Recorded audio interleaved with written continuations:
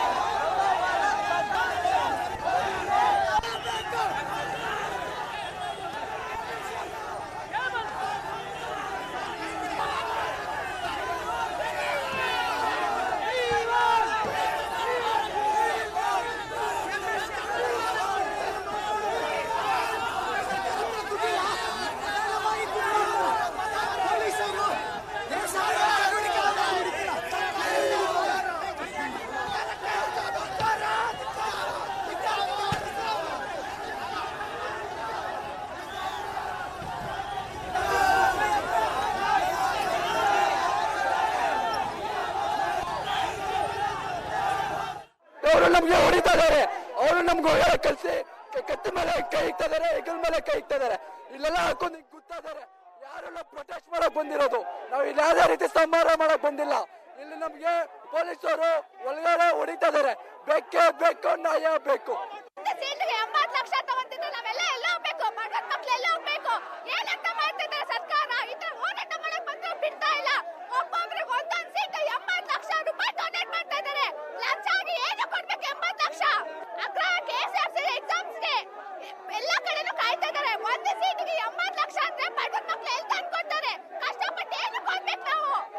ಅವರು ನಮ್ಗೆ ಹೊಡಿತಾ ಇದಾರೆ. ಅವರು ನಮ್ಗೆ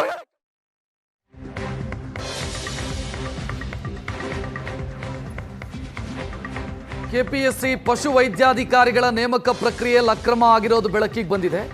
ಅದಾದ ತಕ್ಷಣ ಕೆಪಿಎಸ್ಸಿ ಏನು ಮಾಡ್ತು ಅಂತಂದ್ರೆ ಇಡೀ ನೇಮಕ ಪ್ರಕ್ರಿಯೆಗೆ ತಡೆಯೊಡ್ತು. ಈಗ ಯಾರು ಆಯ್ಕೆಯಾಗಿದ್ರು ಅವರು ಉಪಮುಖ್ಯಮಂತ್ರಿ ಪರಮೇಶ್ವರ್ ಅವರನ್ನ ಭೇಟಿಯಾಗಿದ್ದಾರೆ. ಅಕ್ರಮ ಬಯಲಾಗ್ತಾ ಇದ್ದಂತೆ ಇಡೀ ಪ್ರಕ್ರಿಯೆಗೆ ತಡೆಯೊಡ್ಡಿದ್ದಾರೆ. ಆದರೆ ಆ ರೀತಿ ಮಾಡಬೇಡಿ, ಆದಷ್ಟು ಶೀಘ್ರ ನೇಮಕ ಪ್ರಕ್ರಿಯೆಯನ್ನು ಮಾಡಿ ಅಂತ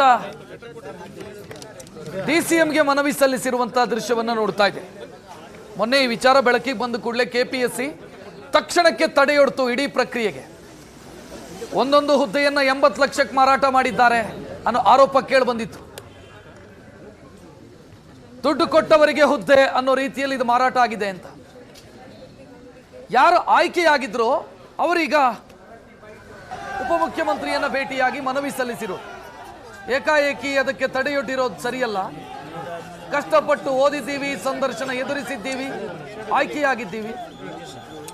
ಯಾರು ತಪ್ಪು ಮಾಡಿದ್ದಾರೋ ಅವರಿಗೆ ಶಿಕ್ಷೆಯಾಗಲಿ, ಆದರೆ ಎಲ್ಲರನ್ನ ಒಂದೇ ತಕ್ಕಡಿಯಲ್ಲಿ ಹಾಕಿ ನೋಡಬೇಡಿ ಅಂತ ಪರಮೇಶ್ವರ ಮುಂದೆ ತಮ್ಮ ಅಳಲು ತೋಡ್ಕೊಂಡಿದ್ದಾರೆ.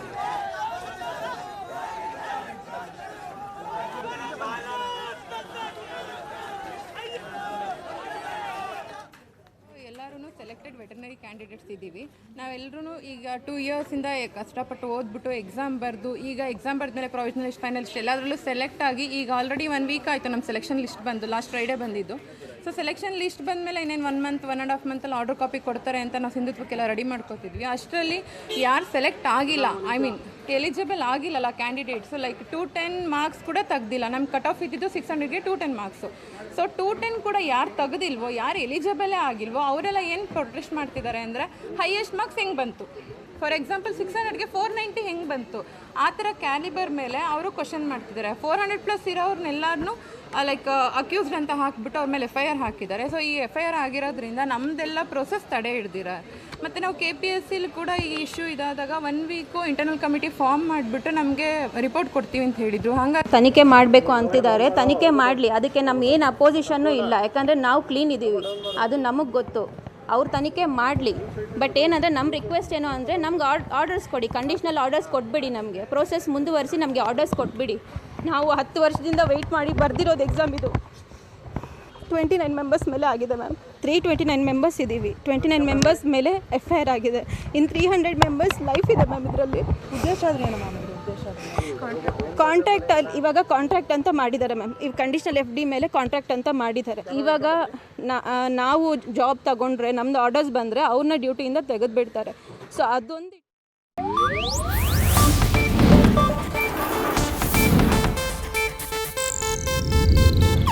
ಇದು ಏಷ್ಯಾನೆಟ್ ನ್ಯೂಸ್ ನೆಟ್ವರ್ಕ್ ಪ್ರಸ್ತುತಿ.